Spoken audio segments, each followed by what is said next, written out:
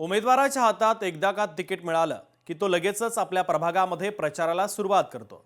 हा प्रचार करण्यासाठी टोपी, दुपट्टे, झेंडे, पक्षाच्या निशाण्याची मोठी खरेदी उमेदवार करतात। तर आता डिजिटलच्या माध्यमातून सुद्धा प्रचार करण्यासाठी उमेदवार आग्रही असल्याचं पाहायला मिळतं। अनेक वेळा निवडणूक आयोगाच्या नियमांना बगल देत उमेदवार मोठा खर्च करताना सुद्धा दिसतात।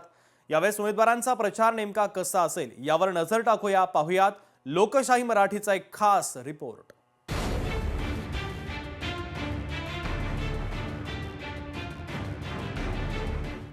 उमेदवारांच्या प्रचाराचा उडणार धुरळा, बाजारात प्रचार साहित्याची लगबग, डिजिटल प्रचारावरही उमेदवारांचा भर।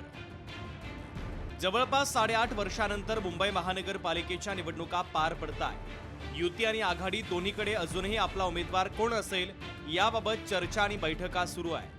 मात्र लवकरच या चर्चा बैठका संपतील आणि प्रत्येक पक्ष आपला उमेदवार जाहीर करेल आणि उमेदवार एकदा जाहीर झाल्यानंतर सगळीकडेच प्रचाराचा धुरळा उडणार आहे। प्रचार करण्यासाठी झेंडे, दुपट्टे, खिशावर लावण्यात येणारे पक्षचिन्ह, नव्यानं आलेले LED लाईटमधील पक्षाचे चिन्ह आणि टोप्या यांची मोठी खरेदी केली जाते।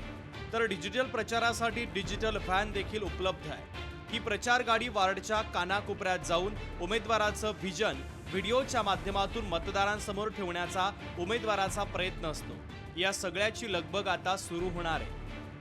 टिकट कंफर्म होएगा तो पार्टी सब लोग खरीदी करने को आएंगे। झंडा वंडा सब मिलेगा, झंडा, पट्टी, गमछा, टोपी, ये मफलर हाँ जास्त मफलरच चालणार। भाव वाढलाय का म्हणजे गेल्या नाही, भाव सेमच आहे, वर्षी सेमच भाव आहे। भावामध्ये काय फरक नाही, एकच भाव आहे। प्रचार करत असताना निवडणूक आयोगाकडून उमेदवाराच्या खर्चावर नियंत्रण ठेवलं जातं। दिलेल्या निवडणुकीचा खर्च अधिक उमेदवाराचा खर्च होऊ नये यासाठी निवडणूक आयोगानं खर्च निर्धारित केलेला असतो।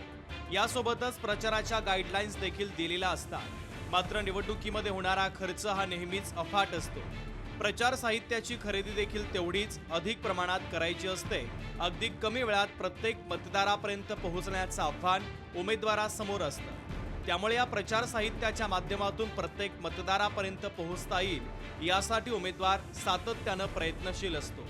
खास करून आता तंत्रज्ञानाचा उपयोग करत डिजिटल माध्यमातून उमेदवार प्रत्येक मतदारापर्यंत पोहोचण्याचा प्रयत्न करतो। यावर्षी प्रचार साहित्याची किंमत नेमकी कशी आहे यावर देखील एक नजर टाकूया।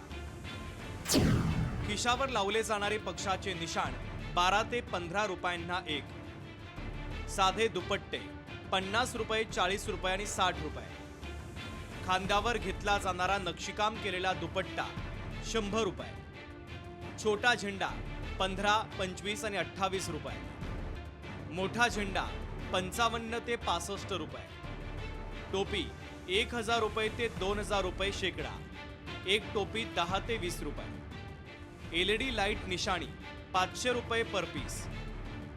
डिजिटल माध्यमातून देखील उमेदवार आता प्रचारासाठी आग्रही असतात। डिजिटल गाडीमुळे मतदारांमध्ये एक आकर्षण तयार होतं। मतदारांवर एक चांगली छाप पाडण्याचा प्रयत्न उमेदवाराचा असतो।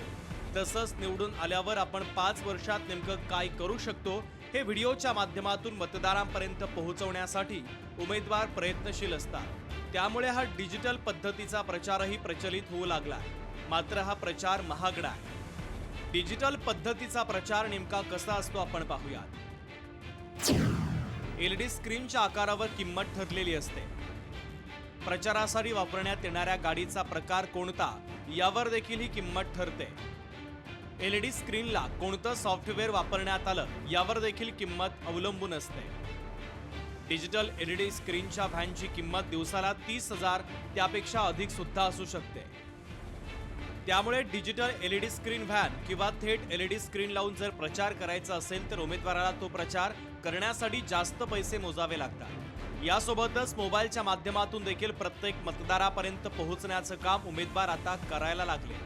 वेगवेगळ्या ॲपच्या माध्यमातून आणि सोशल मीडिया प्लॅटफॉर्मचा वापर करत आपला प्रचार करण्याचं काम उमेदवार करत आहेत। मात्र सगळे पैसे निवडणूक आयोगानं दिलेल्या निवडणूक खर्चाच्या आतमध्येच उमेदवाराला करावे लागतात। महापालिका निवडणुकीसाठी राज्य निवडणूक आयोगानं उमेदवारांच्या खर्चाची मर्यादा निश्चित केली आहे।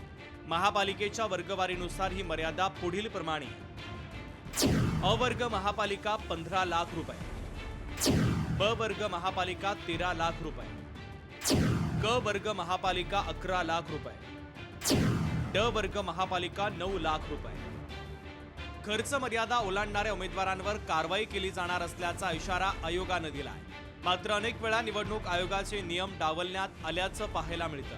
अनेक उमेदवारांवर कारवाई होते, मात्र कमीत कमी वेळेत जास्तीत जास्त मतदारांपर्यंत पोहोचण्यासाठी उमेदवार प्रयत्नशील असतात. ज्याप्रमाणे प्रचाराला लागणारे दुपट्टे असतील, बिल्ले असतील, टोप्या असतील, झेंडे असतील, हे मोठ्या प्रमाणात तयार करण्यात आलेले आहेत. अजूनही त्याची खरेदी सुरू झाली नाहीये. मात्र पुढील 1 ते 2 दिवसात मोठ्या प्रमाणात ही खरेदी होईल आणि प्रचाराला सगळेच नगरसेवक लागतील. मात्र हा खर्च करत असताना ज्या गाईडलाईन्स निवडणूक आयोगाने दिलेल्या आहेत त्या पाळल्या जातील का, त्या गाईडलाईन्सनुसारच खर्च केला जाईल का, हे देखील तेवढंच महत्त्वाचं असणार आहे. लोकशाही मराठी ऐका, पहा, जागरूक रहा.